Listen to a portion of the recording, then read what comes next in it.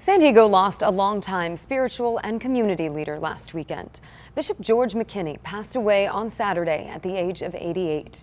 He was a prominent figure in the local Black religious community and beyond.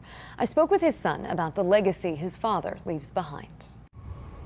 Life brings with it responsibility. In front of his congregation at St. Stephen's Cathedral Church of God in Christ was where Bishop George McKinney spent a majority of his life. He started the work at St. Stephen's in 1962. Glenn McKinney is the youngest of the bishop's 5 sons.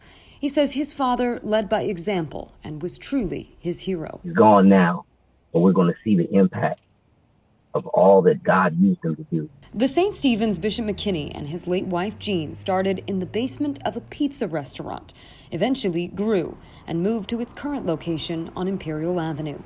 It was there that he was able to start a school, a boys' home, a senior center, and offer countless other resources to those in need. He was truly intrigued and dedicated with those who were less fortunate. That was his ministry. Bishop McKinney also established himself as a champion for social, racial, and economic justice, trying to better the neighborhoods he served. We are concerned about the growing epidemic of violence. This was him several years ago, speaking out against gun violence. Black Lives Matter! And just last year, in response to the protests following George Floyd's death, he wrote a Union Tribune essay on racism, which he said, quote, must be exposed and uprooted wherever it's found, in the criminal justice system, in the church, in the government, and in all the social institutions that bind our community together.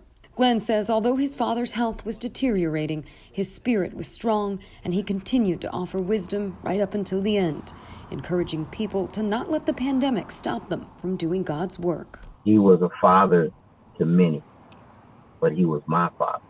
He was my biological father, my spiritual father. He was my hero, and I will miss him. Services for the bishop are tentatively planned for the end of the month, but a set date and time will be released later.